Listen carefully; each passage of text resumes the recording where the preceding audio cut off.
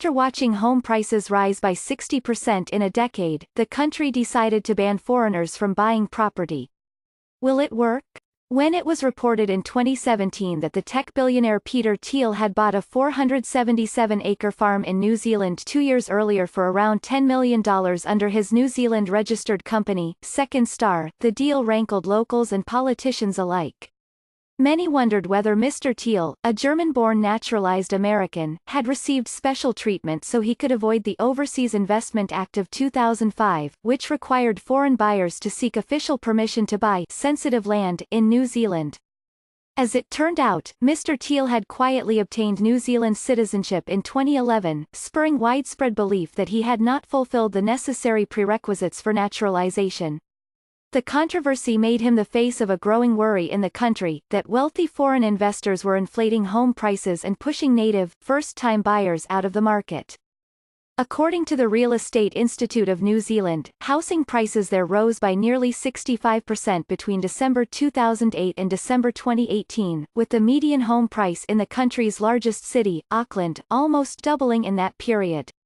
At the beginning of 2017, Statistics NZ, New Zealand's official data agency, reported that just 63.2% of New Zealanders lived in their own homes, the lowest rate since 1951. So last August, Prime Minister Jacinda Ardern made good on her Labour Party campaign promise to amend the Overseas Investment Act by designating all existing residential land sensitive, effectively banning foreigners from buying any existing homes in the country.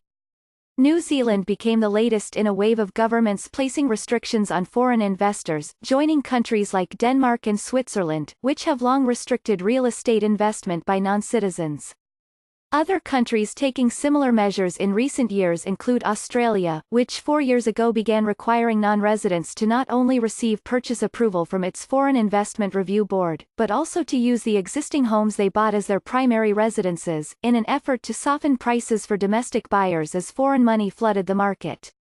In 2017, the Canadian province of Ontario instituted a 15% non-resident speculation tax on home purchases. Last year, Singapore and another Canadian province, British Columbia, increased their already hefty taxes on foreign real estate investment to 20%. Britain is considering adding a 1% tax on home purchases made by non-residents, on top of its 3% tax on second home and rental property purchases, and Malaysia is also eyeing new levies. Restrictions like these have led to slower growth in many of the areas that have adopted them. After years of big gains, some investors have seen profit margins shrink. According to the annual Prime Cities Index produced by the London-based real estate agency Knight Frank, which tracks the movement of home prices across 43 cities worldwide, prices are rising at the slowest rate since 2012. The proliferation of property market regulations is one of the biggest risks to prime real estate markets globally, the report concluded. In New Zealand, the new law, known as the Overseas Investment Amendment Act 2018, has met with a mixed response. Some, like David Parker, the country's Trade and Export Growth Minister, see it as essential. Last August, Mr. Parker described it to Parliament as a key part of the government's plan to improve housing affordability. Others have scoffed at its restrictions on the free market and its air of xenophobia, claiming it is an effort to deter Chinese buyers, among the most active investors in New Zealand, from living there. At the center of the debate is how much, if at all, the new law will succeed in bringing prices down and homeownership up. Bindi Norwell, the chief executive of the Real Estate Institute, said that across the country, the growth in demand for housing from locals as well as foreigners is largely responsible for driving up prices. Tourism has increased the number of people moving to New Zealand, while a stable economy has discouraged natives from seeking opportunities elsewhere. You've got more people wanting to move here, less people leaving, and so we've had a very strong migration over the last few years, Ms. Norwell said. That's put huge pressure on the market. On the flip side, it's really expensive for land, it's expensive for construction, and that really limits the ability to develop a lot of houses and meet that demand.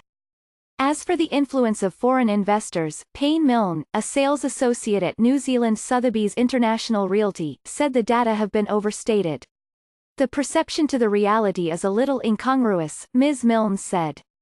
The perception is that prices are forced up by non-resident buyers, but in reality, they only make up about 3% of the market.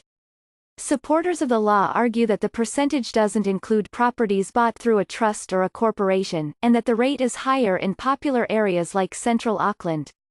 But Ms. Milne said that because many overseas buyers are seeking high-end properties, the luxury market is more affected than the mid-level market, which is suffering from a shortage of homes.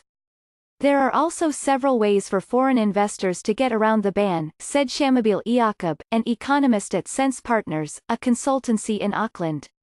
Because of pre-existing trade agreements, Australians, who make up the largest portion of foreign buyers in New Zealand, are exempt, as are citizens of Singapore.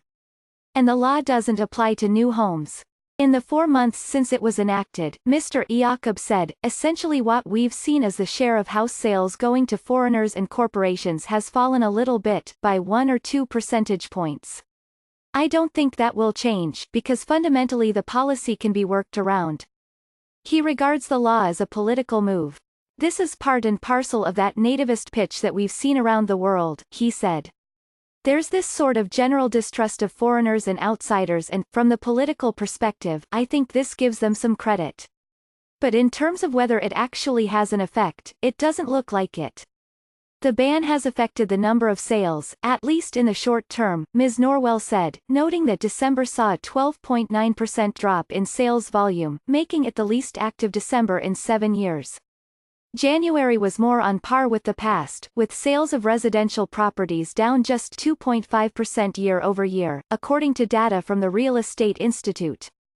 The summer months are typically slow in New Zealand, Ms. Norwell said, so it is too early to see any real effects of the law, we really need another quarter's data.